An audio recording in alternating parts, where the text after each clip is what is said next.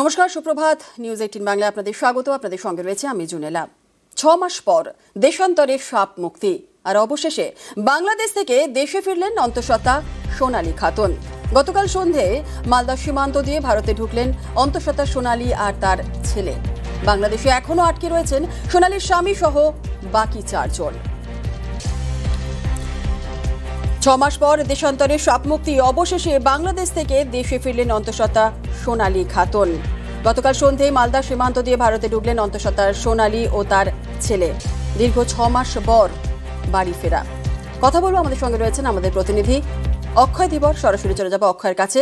অক্ষয়, দীর্ঘ 6 মাস পর সোনালী বাড়ি ফিরলেন এবং সঙ্গে তার ছেলে। পরিবারের সদস্যরা যারা রয়েছেন, পরিবারের সদস্যরা কি বলছেন এবং প্রতিবেশীরা কি বলছেন?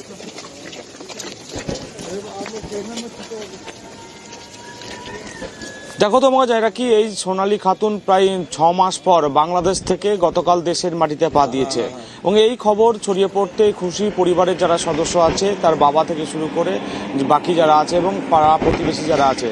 তার কারণ প্রায় 6 মাস থেকে দীর্ঘ অপেক্ষা ছিল এবং বাংলাদেশি সন্দেহে দিল্লি পুলিশ সোনালী খাতুন সহ বাকিদেরকে পুশব্যাক করে দিয়েছিল এবং দীর্ঘ দিন থেকে এই আইনি প্রক্রিয়া চলছিল, লড়াই চলছিল এবং তার বাবা ভদু শেখ গতকাল রাত্রেবেলায় মালদার উদ্দেশ্যে রওনা দিয়েছে এবং তার পরিবার যেটা জানাচ্ছে, সোনালী তো ফিরে আসছে কিন্তু এখনো পর্যন্ত বাকিজন যারা আছে তারা কিন্তু দেশে ফিরেনি। তারা কবে ফিরছে সে আশাতেও আছে। যারা পাড়া প্রতিবেশী আছে তারাও দীর্ঘদিন থেকে এই পরিবারের পাশে ছিলেন যাতে সোনালী খুব তাড়াতাড়ি এই দেশে ফিরে।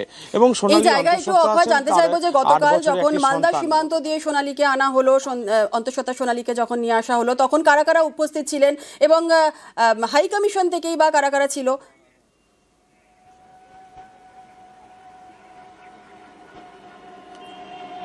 দেখো, গতকাল রাজ্য পুলিশের আধিকারিকরা যেমন ছিলেন এবং স্থানীয় প্রশাসন সেখানে সোনালীকে যখন আনা হয় তখন উপস্থিত ছিলেন।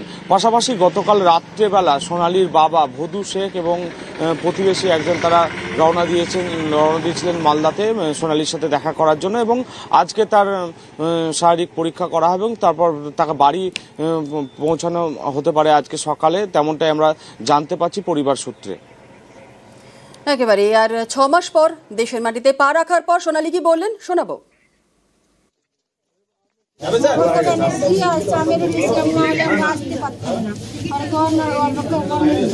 আপনার স্বামীর সঙ্গে আরো 4 জন তো আসতে পারেনি, তাহলে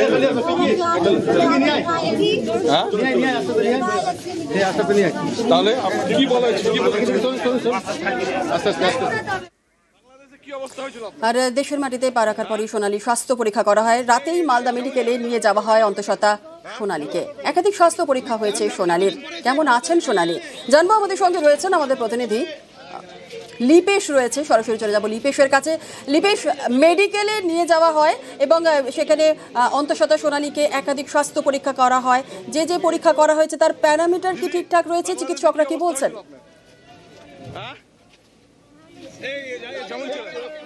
দেখো, আমরা কালকে সোনালীকে প্রথমে সীমান্ত পেরিয়ে মালদা মেডিকেল কলেজ হাসপাতালে নিয়ে আসা হয়। মালদা মেডিকেল কলেজ হাসপাতালে নিয়ে আসার পর তাকে প্রথমে মাতৃমা বিভাগে নিয়ে যাওয়া হয়, যেহেতু তিনি গর্ভবতী ছিলেন। মাতৃমা বিভাগে নিয়ে যাওয়া হয়। ওখানে ওনাকে একাধিক ডাক্তার দেখেন। আমরা এমএসভিপি এবং জেলার সিএমই সাহেবের সঙ্গে কথা বলে জানতে পারি যে ওনার রক্ত অল্পতা আছে, মানে শরীরে রক্তটা কম আছে, তাই তাকে কালকে একটা বেশ কয়েকটি ইনজেকশন দেওয়া হয় এবং ঘন্টা খানেক সেখানে তার পরীক্ষা নিরীক্ষা চলে। বিভিন্ন ডাক্তাররা তার পরীক্ষা নিরীক্ষা করে। এরপর তাকে ট্রমা কেয়ার সেন্টারে একটি কেবিনে তাকে নিয়ে আসা হয় এবং সেখানে তাকে রাখা হয়েছে এবং পাশাপাশি সেখানে নিরাপত্তাও দেওয়া হয়েছে। আমরা জানতে পারি যে পুলিশি নিরাপত্তার মধ্যে এখন Sonali trauma care Malda medical college সেন্টারে ট্রমা কেয়ার সেন্টারে আছেন এবং পাশাপাশি এটাও জানা যাচ্ছে সকাল 10টা-11টা নাগাদ সোনালীকে বীরভূমের উদ্দেশ্যে রওনা করা হবে এবং অ্যাম্বুলেন্সের স্পেশালি অ্যাম্বুলেন্স করে তাকে নিয়ে যাওয়া হবে, স্কট দেওয়া হবে। তাছাড়া আরো পাশাপাশি জানা যাচ্ছে যে তার বাবা এবং প্রতিবেশী গতকাল রাতেই এসে পৌঁছেছেন মালদাতে এবং তারাই নিয়ে যাবে সোনালীকে। সোনালীর সঙ্গে আমরা কালকে কথা বলতে গিয়ে একটা জিনিস জানতে পেরেছি যে সে অবশ্যই খুশি এবং সে তার যে সন্তান জন্ম দিবেন, সে ভারতে জন্ম দিবেন, এটাও ভেবে তাকে খুব ভালো লাগছে। কিন্তু পাশাপাশি তার স্বামী এখনো পর্যন্ত বাংলাদেশে আটকে থাকায় তিনি একটু শঙ্কিত আছেন এবং চিন্তিত আছেন। উৎকণ্ঠায় রয়েছেন। বেশ, ধন্যবাদ। মেডিকেল কলেজে গাইনোকোলজিস্ট স্পেশালিস্টরা দেখছেন, পেডিয়াট্রিশিয়ানরা দেখছেন, তিনি গর্ভবতী, সুস্থ আছেন, তার বাচ্চাও সুস্থ আছে। শরীরে একটুখানি রক্ত কম আছে, তো সেটার একটা চিকিৎসা একবারে এখানকার গাইনোকোলজিস্টরা দিচ্ছেন। গাইনোকোলজিস্টরা ডিসিশন নেবেন আর কিরকম প্রোগ্রেস থাকছে সেটার উপর। বাচ্চাটাও সুস্থ আছে, বাচ্চাটার এমনি কোনো সমস্যা নেই। 6 মাস পর মুক্তি, ঘরের মেয়ের ঘরে ফেরা। বাংলাদেশ থেকে ভারতে ফিরলেন অন্তঃসত্ত্বা সোনালী খাতুন। মালদার মহদীপুর সীমান্ত দিয়ে ভারতে ঢোকেন সোনালী ও তাঁর ছেলে। তবে তার স্বামী সহ আরো 4 জন এখনো বাংলাদেশে। তারা কবে দেশে ফিরবেন এই নিয়ে ধোঁয়াশা।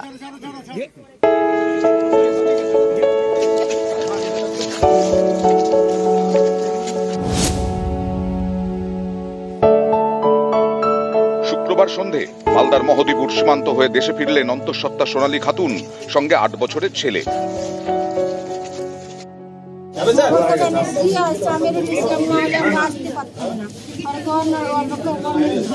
আপনার স্বামীর সঙ্গে আরো 4 জন তো আসতে পারেনি, তাহলে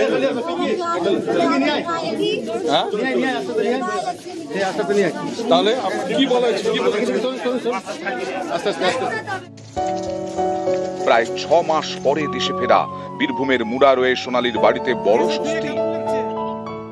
বহুত আনন্দ লাগছে, খুশি লাগছে, অনেকদিন পর এসছে, দেখতে আনন্দ লাগবে। বহুত অসুস্থ, ডাই খেলবে এখন। সোনালী এবং তার ছেলে দেশে ফিরলেন, তবে বাংলাদেশে রয়ে গেছেন আরো 4 জন। সোনালীর স্বামী দানিশ শেখ, প্রতিবেশী সুইটি বিবি এবং তার 2 ছেলে, দুজনেই শিশু। আমাদেরকে বলা হয়েছে যে তোমাদের দুজনকে ছাড়া হলো, কিন্তু তার 4 জন যে আরো ছিল তাদেরকে ছাড়া হয়নি। আমি ইন্ডিয়ান ডেপুটি হাই কমিশনারকে জিজ্ঞেস করলাম যে তাদেরকে কখন ছাড়া হবে, কালকে পরশু কখন ছাড়া হবে সদুত্তর। তিনি কোনো সদুত্তর না দিয়ে পালিয়ে গেলেন। তারা ইন্ডিয়ান যখন প্রমাণ হলো, তাহলে একই ফ্যামিলির বাকি 4 জন কেন প্রমাণিত হলো না? সে ভারতীয় বা বাঙালি বা বীরভূমবাসী কেন প্রমাণিত হলো না?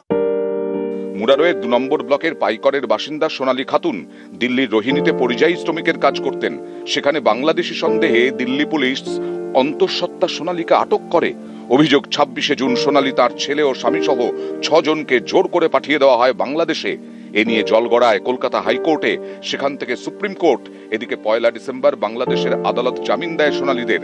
সেদিনই জেল থেকে মুক্তি পান সোনালীরা, কিন্তু তারপরেও দেশে ফিরতে পারেননি। শেষমেশ দেশে ফেরা। শুক্রবার সন্ধে ছেলেকে সঙ্গে নিয়ে দেশে ফিরলেন অন্তঃসত্ত্বা সোনালী খাতুন। সোনালীর স্বামী সহ বাকি 4 জন কবে দেশে ফিরবেন এ নিয়ে ধোঁয়াশা। যেখানে রাষ্ট্র তার নিজের নাগরিককে বাইরে পাঠিয়ে দিচ্ছে, পুশব্যাক করে মেরে পাঠিয়ে দিয়েছে, এবং মানে যে প্রেগনেন্টও ছিল তার প্রতি কোনো সিম্প্যাথি নেই। ওরা পুরো শক্তি দিয়ে বিজেপি শাসিত কেন্দ্র সরকার বারবার চেষ্টা করেছিল যে কিভাবে ওদেরকে না আনানো যায়। এটা আপামর বাঙালি যারা সবাই ওদের পাশে ছিল, তাদের প্রত্যেককে আমি ধন্যবাদ জানাচ্ছি। এখনো 4 জন বাকি আছে, তাদের আবার নেক্সট হিয়ারিং আছে 12 তারিখ। আশা করছি তারাও 12 তারিখে রায় আবার ফিরে আসবে দেশে। নিউজ 18 বাংলা। 26শে জুন 2025 সোনালী সহ 6 জনকে সীমান্ত পারের অভিযোগ, আর তারপর থেকে কেটে গিয়েছে 6 মাস। অবশেষে ঘরে ফেরা।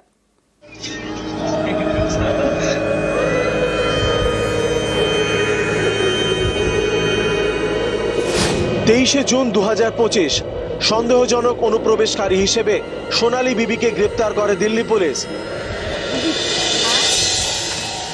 26শে জুন 2025 কাগজপত্র যাচাই না করেই সোনালী সহ 6 জনকে বাংলাদেশে পাঠানো হয়।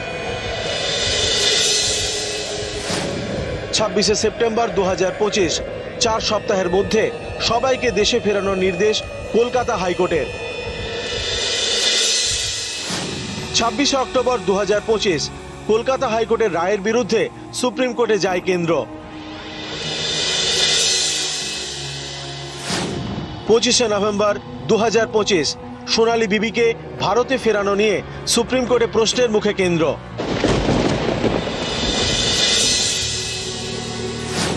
1 ডিসেম্বর 2025 বাংলাদেশের আদালতে সোনালী সহ 6 জনের জামিন।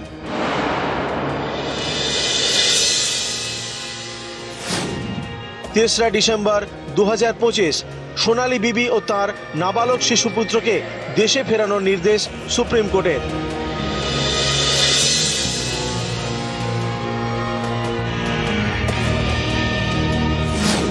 5 ডিসেম্বর 2025 162 দিন পর দেশে ফিরলেন সোনালী বিবি। নিউজ 18 বাংলা।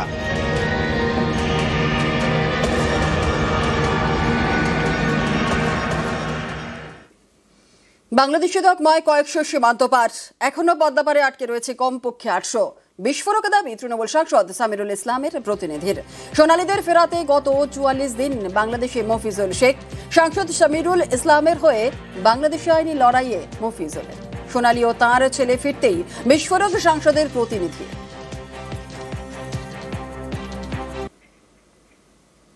এই লড়াইটা কঠিন লড়াই। যে বাংলা কথা বলার অপরাধে দিল্লি পুলিশ বাংলাদেশের সন্দেহে ধরে নিয়েছে বাংলাদেশে কুড়িগ্রাম সীমান্ত দিয়ে রাতের অন্ধকারে পুষব্যাক করে। আমি গত 44 দিন কাটিয়েছি বাংলাদেশে, 101 দিন পরে তাদের জামিন করেছি। অসহায় গরিব মানুষেরা এরা কাজ করে কোন রকম খায়। কতজন আছে বাংলাদেশে?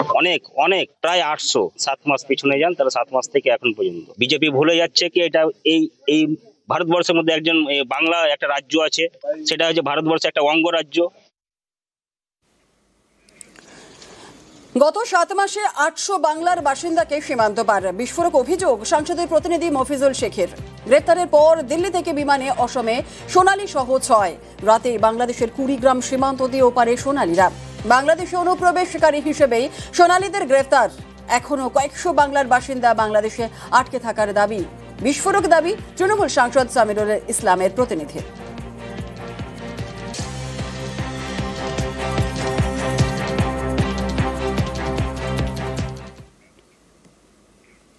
দেশে ফিরলেন সোনালী, তবে বাংলাদেশি তকমায় তরজা চলছেই। সোনালী বাঙালি, এটাই ছিল সোনালীর অপরাধ। এই বীরভূমের মেয়ে সোনালী খাতুন, বিয়ের পরে সোনালী বিবি। তার জন্য যারা বাংলাদেশের জেলে এতদিন সোনালীকে তার নারেক নাবালক পুত্র সহ পচতে বাধ্য করলো, বাঙালি প্রতিটা হিসেবের বদলা আগামী 2026-এ তো নেবেই। তার সাথে সাথে যতদিন বাঙালির অস্তিত্ব থাকবে, বাঙালি এই রাজাকারদের গদ্দারি ক্ষমা করবে না।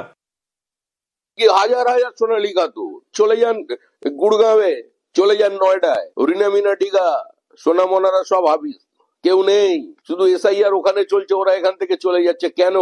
একটা সোনালী খাতুনকে সামনে রেখে লক্ষ লক্ষ সোনালী খাতুনকে পশ্চিমবঙ্গে ঢুকিয়ে রাখা হয়েছে, ভোটার লিস্টে তাদের নাম তুলে দেওয়া হয়েছে, সারা ভারতবর্ষে তাদের ছড়িয়ে দেওয়ার ব্যবস্থা হয়েছে। কিন্তু ভারতবর্ষের মানুষ তার দেশের আভ্যন্তরীণ নিরাপত্তাকে সুনিশ্চিত করবার জন্য আজকে সংঘবদ্ধ হচ্ছে।